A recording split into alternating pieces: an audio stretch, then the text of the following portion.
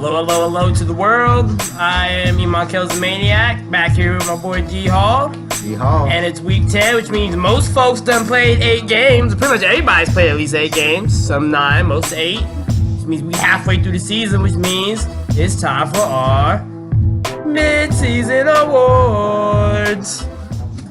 So, y'all, how you been liking the season so far, NFL? Man, it's been an exciting season, except for as a Raider fan, it's been kind of a terrible season in the same sense. You know, kind of got to have a new team to root for the rest of the year because I can't pull for them. Can't even go to the game and support them as a season ticket holder. I'm sorry, just not doing it.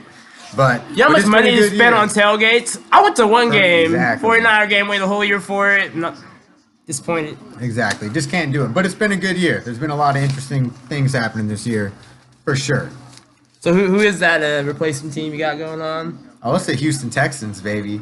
Sad thing is, I've been on the Rams wagon since before the season even started, so I feel like a failure because it's like I've been on the Rams wagon since before the Raiders started doing bad. But I was on, it's all Raiders, but give me the Rams. I like what Deshaun Watson's doing. They lost a couple games on to start the season, and then they just been hot. They've been on that win streak, and it's like, don't sleep on the Texans. Never sleep on Deshaun Watson. Exactly. Texans started 0-3, and now they're what, 6-3? 6 wins in a row, I believe? Yep, exactly. But I can't wait for the Oakland Raiders to pick the entire University of Alabama next year when they get every pick in the first round draft. For real. So starting off, most valuable player. Who's the MVP so far this year? Who's your MVP? Okay, my MVP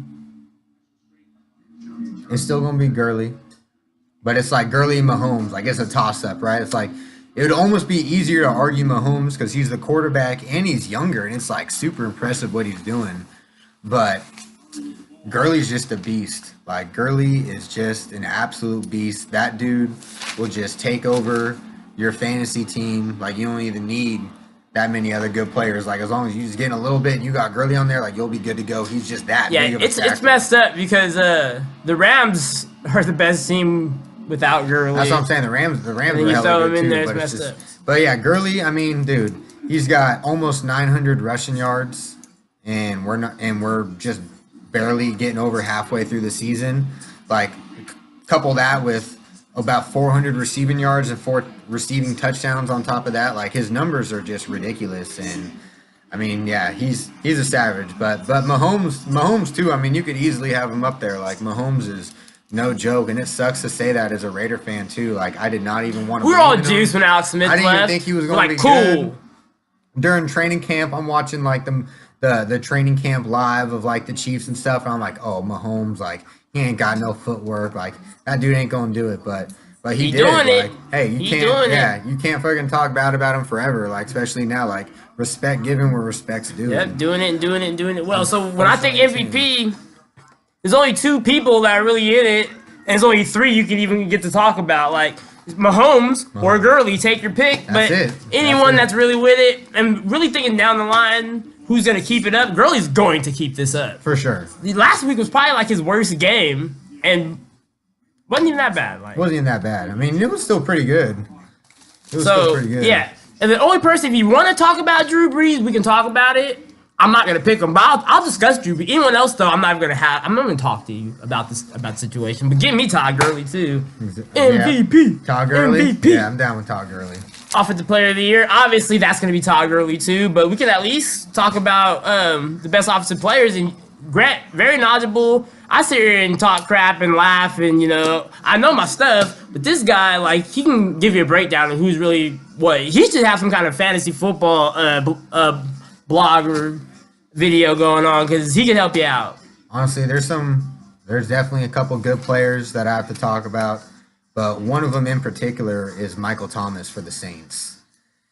You know, he's definitely a player that we all know is good, but I don't think people realize just how many passes that come his way that he is hauling in. Like, his he was putting me on game. I didn't know. Like, dude, for a guy who runs a show, you talk to this guy, I don't know nothing, dude. Like, seriously, his reception to catch ratio is right now 70 to 79. Like, that's unheard of. That is exactly jinx. You owe me a coat. Absolutely unheard of. Nobody catches 70 of 79 passes this far into the year. Like, AB is one of the best wide receivers in the game, and I think he went 5 on 11 targets last game. And we all know AB is one of. That's not even 50%. No, that's not even 50%. 70 of 79 is somewhere around 88% or something crazy like that. That's ridiculous. And you got to give Drew some of that credit too, but because obviously he's a quarterback who's putting that ball there, but still he's throwing it to all these other. He's holding it in. None of these other guys are 70, 79. So 70 for 79 for 880 yards and 5 touchdowns is just damn impressive, and he's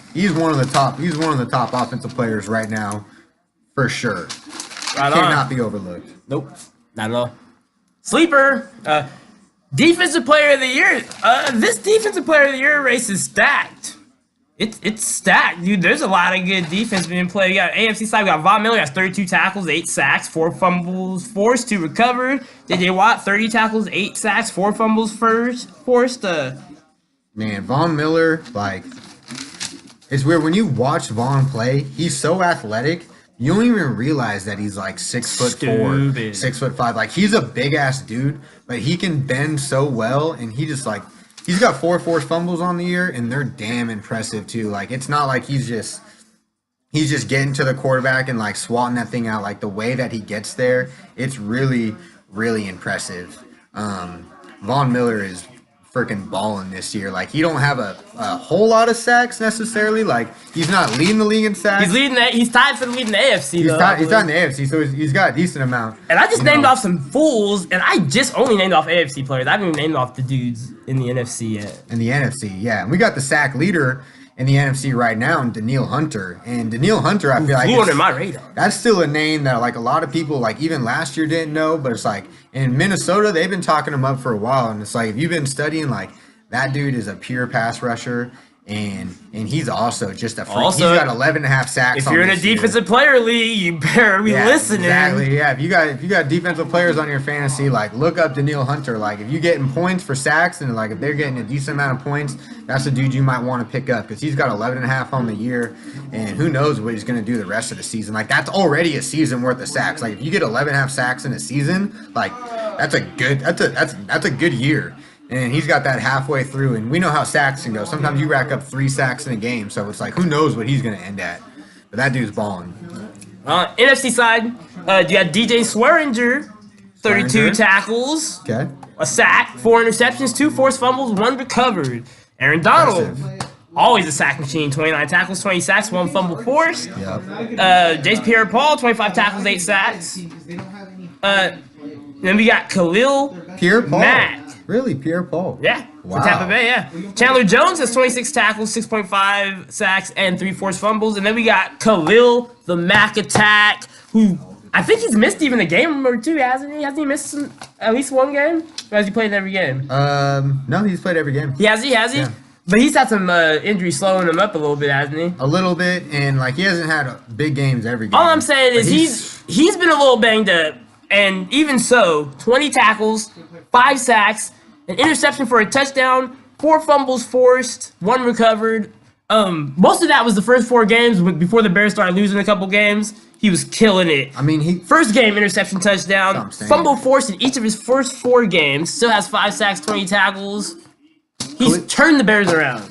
He has. He's been single-handedly. He's been a huge part to that Bears defense, and just to come onto a new defense right away and be able to ball like that. Like I remember looking at the stat with my buddy who's a Raider fan, and I think after.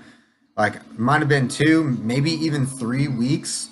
Khalil Mack had, like, more defensive stats, like, so like some of those big stats than the Raiders even team had. And he's just one player on a new team, and he's got more stats than a whole organization. Like, that's ridiculous. Like, savage. But I'm saying, I know it's a team sport, but I'm telling you right now, if Khalil Mack's not traded by the Raiders to the Bears are not over 500 right now and doing what they're doing. He's injected life into that team. I got another name too who's coming on, another former first-round pick edge rusher who we should be talking about now if he's living up to his potential, and that's Myles Garrett for the Browns. Hey, there you go. Myles Garrett's not yet, but yeah, been playing too. He's coming around. He will be elite. Yeah, exactly. I think he is definitely on his way to be elite. So we have just named off a whole heck of a lot of good defensive players. We have not decided who is the defensive player of the year to this point. Ooh. So hard, so easy. That is hard. Shit, man. I think I'll just go with Von Miller. You go Von Miller? Yeah. It's a tough one. Like, it's hard when you look at the stats, but when you just look at like how they actually play, like Von Miller to me is just the most impressive. So I gotta go Von. When I mix statistics with what I see on the field, like I wanted to say J.J. Watt off top just from watching the game, but Von Miller's been just as impressive, and his stats are actually a little bit better. So you're right, Von Miller.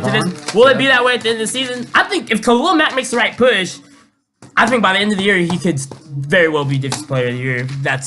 Of course he could. He's Khalil Mack. All right, Offensive Rookie of the Year. There's been some great running. It's the year of the running back. Quarterbacks, yeah, well, whatever. Maybe they got a future. We'll see and develop, blah, blah, blah. But the running backs this year. And I think we're both going to agree on who this Offensive Rookie of the Year is. I think so. On a team where no one's else is doing anything. A team that absolutely sucks. But this dude comes in and, I mean, I'm not saying he looks like an NFL veteran because that may paint you the wrong picture, but this dude right away is looking like an NFL running back, and that's Saquon Barkley. Yep, he has that. That dude's ridiculous. Yep, Oh my God. He got that Ezekiel Elliott syndrome, killing it from the get. Saquon Barkley is doing it on a squad that is garbage, no offensive line, nothing. And it's just impressive. Like, he's made some nice plays. That one play he had where he had the huge cutback across the field, like, it's just crazy. That dude's just an NFL running back. Like, I remember looking at him when he was coming out in the draft. You see him in the combine, and it's like, okay, he's got the build for the NFL running back. It looks like he's got the style, but it's just when a lot of times when those guys are like pegged to be the number one, I just kind of get turned off, and I want to kind of look a little bit deeper and try to find someone that's not as talked about as much. So I kind of just like don't even look that much into him. But now that I've seen him in the league and how he plays, it's like, yeah, no, he deserves all that credit and all that hype he was getting, how he killed the combine, how he killed the NCAA. Like, that dude's a beast. Dude, a rookie. I thought he should have been the first pick in the draft. I thought that from the beginning. Yeah, he probably should have been now, yeah. You always say don't draft a running back in the first round, but I think that's starting to be eclipsed because some of these running backs lately, it's like, you better pick that motherfucker in the first round. You kidding me? I will say, I just want to chime in on one other thing. Mm-hmm. Nick Chubb and Sony Michael, they both made some nice plays. Like not enough to compete with Barkley. Nope, not even. But let's just all remember they both played together on Georgia. That's crazy. Both those guys were on the same damn college team running the ball. Like, and they're both doing very well. And they're both studs. Like, that's just crazy. Like, because I think they were both on the same team, I didn't expect them to both be this good. Like, I was really curious, like, what they were going to be like, but those guys are both beasts, and it's no wonder Georgia won the championship that year. No doubt. Damn. So, one more question before we move on. Obviously, the year of the running back, but as far as quarterbacks goes, because it's always about who's the best quarterback in the class, who's your better quarterback, Sam Darnold or Baker Mayfield in Cleveland? Man, I like Baker a lot just because, like, he got the personality. Like, he's hella fun to watch and whatnot, but Sam looks good. I mean, Sam, it's like if Jets are overachieving. I mean, not like nothing to write home to mom about. I feel like if you had, like, a really good team, like, that you were the coach of, and, like, you knew you had a team and you just need to add a good quarterback to it, I think it would be hard not to take Sam Darnold just because. Well, a lot of people are screaming Darnold, and I think, Darnold's a safer pick, but I'm a lot more excited to see what Baker Mayfield has to offer and what he's about. Yeah. Hey, he's a baller. I mean, it depends on what, like, they can run different types of offenses too. I mean, Baker can give you, he can give you some things that Sam's not necessarily going to be able to give you because he's got that athleticism. Mm-hmm. And you can't overlook that. But Sam can throw it. Sam can really, like, not that Baker can't, but what I like about Baker is just he shows his passion. He does. Baker Mayfield is like, give me that shit. But Sam Darnold, you can tell that he's gonna be a decent game manager for sure. He's gonna be like an Alex Smith like, and whether he is better than Alex Smith or not will depend on how. I hope they build a team around him so we can really see Sam Darnold shine because like it seems like he's got all the tools in his toolkit. He just needs some weapons around him. They need to fix that defense a bit too. Moving on. Defensive Rookie of the Year. Really, there's only one name on my list. I don't know two guys, but I'm not really discussing any defensive rookies besides one. Who you got? So Darius Leonard. Darius Leonard. Indianapolis Colts. Oh, okay, the linebacker. 88 tackles. You know, he's got a lot of tackles. 4 sacks, 3 fumbles forced, 2 recovered. Yeah. 88 tackles. That's a lot of tackles. All these dudes on this list that we've been discussing do not have even a third of his tackles. Of course, they make other impacts, but yeah, that's a lot of tackles. Also, I don't know much about the rookies. I feel like defensive players. I feel like Darius Leonard, like, I don't know, it's just because he's on the Colts and the Colts are like kind of a bad team. Like, when you've got those offenses that aren't clicking on the week to week, like, you're gonna have defensive players who I think their stats get a little inflated. So I think that might be happening with Darius Leonard. I'm not sure. By the way, with all this information I'm getting, you will definitely be back on here. You might even get your own little spot where it's like, oh, you want to know what's going on? You want to hear me talk a bunch of crap? Listen to me. If you want to hear something going on, listen to Grant's segment. I don't know his stats, but I do know that they are good because I got some Charger fans, and they've been telling me about him, and I've been watching them. And that's the Florida State safety, Derwin James. Oh, that's who you got? Yeah, I think Derwin James is definitely worth talking about. Like, before the season started, I would say Roquan Smith. He's the Bears rookie middle linebacker, and I love Roquan Smith. And, you know, he may not be the defensive rookie this year, but that dude, I think that dude's a freaking stud. Gonna be an absolute beast linebacker. But right now, I think I would have to give it to Derwin James as far as the defense. Right on. I barely know anything about Derwin James, so there you go. Yeah. All right, Coach of the Year. Coach of the Year. Man, we know he's a great Yeah, John Gruden, Coach of the Year. Gruden, definitely. Yeah. Executive of the Year, Jackass of the Year, Jackass of Life. He's a Lifetime Achievement Award for being a jackass. I think I think we're thinking about Andy Reid and Bill O'Brien. You know, Andy Reid, his defense has gone to shit. You know, they have lost a lot of good players.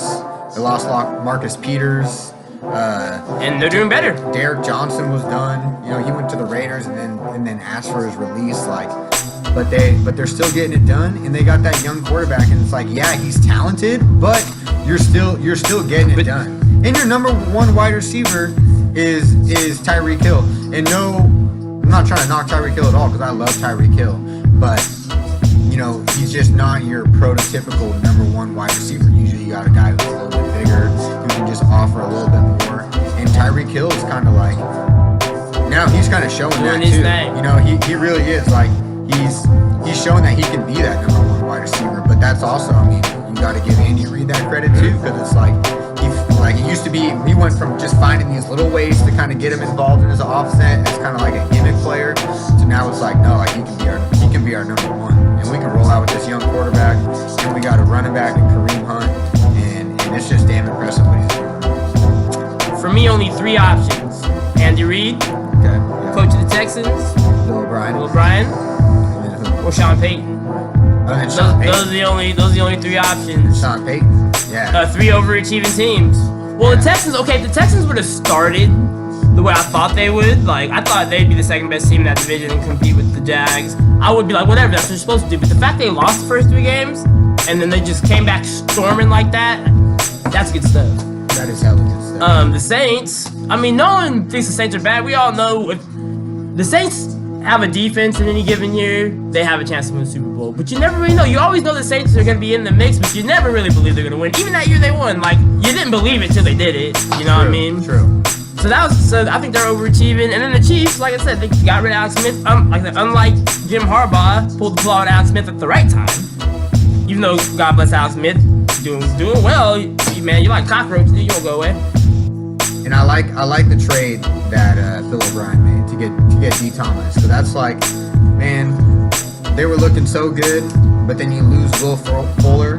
But it's like, to make a trade like that, which is like, yeah, it's Demaryius Thomas. He may be a little bit over the hill, but that, yeah, maybe or maybe not. But that's, he reminds me of Andre Johnson. But that's showing that. Yeah. Yeah, he's getting older. He's already flipping teams. Yeah, but at least it's showing that, hey, like we're trying to win this. Like we're not playing around. We didn't come here to play patty cake. Exactly. Like they are ready to make their push and like finish off the season, get in the playoffs, and make their push. And so I'm excited to see what the Texans do the rest of the year. But the Eagles too made a trade. Eagles got a new wide receiver. Who? Eagles got Golden Tate. That's right. That's a good trade too. That also shows they ain't fucking around. The Eagles are like, we're trying to defend our championship. We're against the ropes. We're gonna make a move. Golden Tate's a great move for that team. That's a great move. Now, for a team that already has weapons up to A, another one ain't gonna hurt. And Golden Tate's a baller. He's been consistent. Like he really has. Yeah, for years, even though he didn't make that catch in Seattle, which is bullshit. But thanks to him, we got the refs back. Wouldn't have got the refs back if it wasn't for Golden Tate. So, thank you, Golden Tate. And I will say, not a coach of the year, but Shanahan for the Niners is doing a pretty good job. He's trying. You know, it's like you lose. Did a pretty good job on Thursday night. Yeah, it's like you lose Jimmy G, and it's like, I mean, the Niners are at least still putting a decent product on the field. And every quarterback he's thrown in has played very played good. Yeah. Yeah, exactly. Bedard was not the reason they're losing, and Nick Mullins was freaking Joe Montana reincarnation. So I think that definitely shows some good coaching. Like guys are prepared. You know, you're not just throwing in a second or a third string quarterback who hasn't been getting the reps and stuff. Like these guys are actually prepared, and they can come in and keep that offense at least going and competing. Yep. But Andy Reid agreed. Andy Reid agreed. Agreed. Yeah, agreed. All right, last two things before we go. Biggest surprise team this year? Surprise? Biggest surprise team. Who's your surprise team? I gotta think about that a little bit. My surprise team. I want to say the Saints just because of. I know. I was kind of thinking the Saints a little bit too. I also want to say the Bears, but then it's because of Khalil Mack. But who just surprised me just for the hell of surprising me, though, is where I'm at. The Chiefs, maybe? Dang, that's a hard... Ew. I know. This is a good one. That is a good one. Or go on the other end of it. Kind of surprised at how much the Jags suck. You know who my surprise team is? Who? Even though they got their asses kicked, the Washington Redskins. The Redskins? The Redskins. I'm like, these mobile. Adrian Peterson's still on top of his game. Alex Smith's still managing the game great. When I say surprise team, I don't mean a team that has a chance of doing anything. Yeah, exactly. Because they're not. They still might not even make playoffs. That's what I'm saying. To this point, impressed. And you know who I was kind of impressed by a little bit too? Is the Baltimore Ravens. Baltimore Ravens. I did not expect much out of the Baltimore Ravens, but I never really know with them, and I'm not. I'm saying. Only reason I'm not gonna agree is because they're under 500. So. And maybe not surprise team, but John Brown has been balling this year. In particular, yes. And I've always been a John Brown fan. Like he was always a good player on the Cardinals, and then I feel like he kind of just like somehow made his way over to the Ravens. It didn't really seem like it was hyped up that much, and he was just the number 2 wide receiver behind Crabtree. But I mean, he's playing good. Like he's putting up some good numbers, and he's just a good player. Especially in that Ravens offense. Don't sleep on John Brown. But yeah, the Ravens have done some surprise. He's like the modern day. What's that fool's name with the braids on the Ravens? They used to catch passes. His brother died. Sidney Rice? No. What is that fool's name? He had braids. I forgot. Oh, Torrey Smith. Oh, Torrey Smith. He might be like that's kind of how he's playing. How he just balls the hell out for no reason on offense that doesn't do anything. Yeah. You know what I mean? Yeah. Biggest disappointment. Team. I'm gonna start with this one. My biggest disappointment: Jacksonville Jaguars. Get out of here. I mean, of course the Raiders, but we've talked about that so much that I'm not even talking about that anymore. But as far as teams that like I don't have a bias towards, Jacksonville Jaguars. Are you kidding me? I really had these fools knocking off the Patriots and win the AFC, dude. Yeah. And now I'm literally like I am not entertaining questions about the Jaguars going to the playoffs right now. Oh no, not at all. I'm like rebuild. I would honestly blow the whole thing up. The Cardinals disappoint me because I'm a huge David Johnson fan. They always disappoint me. Because David Johnson is like, come on, David Johnson is one of the best running backs in the league. And I know that their team had a lot of issues going into the year, so it's like you couldn't really expect them to necessarily be like a playoff contender this year, but they're just embarrassingly bad. And it's just hard to see a running back of that quality on a team that just can't can't give anything to him, and they just can't get it done at all. So yeah, bold. Yeah, they're a bit disappointed, I would say. I said last 2 questions, but actually we have to ask this one. Who's going to the Super Bowl? Who's winning? Who's going to the Super Bowl and who's winning? All right, so for the AFC, You got one against me. man, You always have that one. You always have it. the Chiefs are going to beat the Patriots.